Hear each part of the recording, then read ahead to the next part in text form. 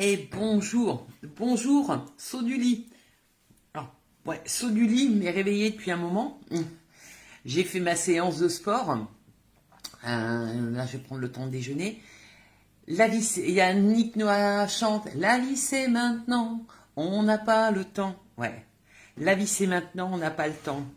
Quand on est enfant, le temps n'existe pas, le temps n'a pas d'importance. Voilà, le temps, c'est quelque chose qui n'est pas dans nos vies. Quand on a 20 ans, on se dit, ouais, on a tout le temps. Quand on a 30 ans, ouais, on a encore du temps. Quand on a 40 ans, waouh.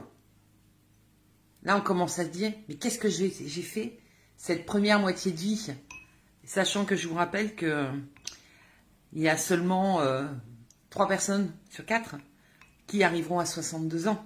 Donc cette personne qui se dit ça, on ne verra pas ses 62 ans. Et puis 50 ans arrivent, on se dit, j'ai plus du tout envie de perdre de temps. Mais c'est quoi vivre le temps si on n'est pas en bonne santé? C'est quoi vivre le temps si on n'est pas en bonne santé dans tous les secteurs de sa vie, financièrement, la santé de son corps? Quand on parle santé, on pense toujours qu'à son corps. Mais il n'y a pas que ça dans la santé. Il y a la santé mentale, il y a la santé émotionnelle, la santé relationnelle, la santé financière, la santé matérielle.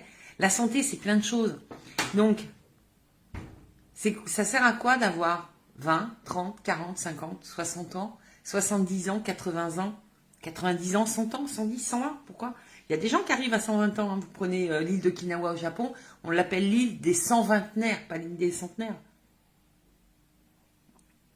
Donc, à quoi ça sert le temps d'avoir ça? Souvent, les gens commencent à prendre en compte leur santé quand ça va mal. Tant la santé financière que la santé physique. On va prendre la santé physique. C'est le premier levier. Vous n'avez pas la santé physique, le reste ne suit pas. On le sait. D'ailleurs, tous les ans, 1er janvier, vous dites je te souhaite plein de belles choses, mais surtout la santé, parce que quand on a la santé, on a tout. Ben ouais, quand on a la santé, on a tout. Généralement, on se rend compte que on sait ce qu'on a une fois qu'on l'a perdu. Ouais, la santé, c'est précieux. Alors faites de la prévention. N'attendez pas d'être malade pour prendre soin de vous. Moi, c'est ce que j'ai fait. Je suis la première à l'avoir fait.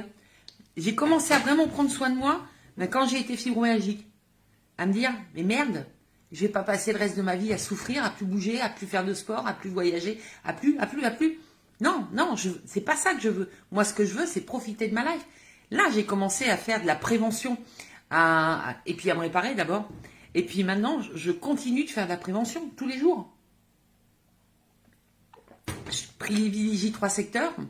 Mon alimentation, d'accord, parce que ça, c'est de l'alimentation, plus le reste, d'où les books que j'ai écrits. Et qu'est-ce que je privilégie? Je fais du sport, plusieurs fois par jour. Le mois dernier, j'ai marché 125 km, donc plutôt pas mal.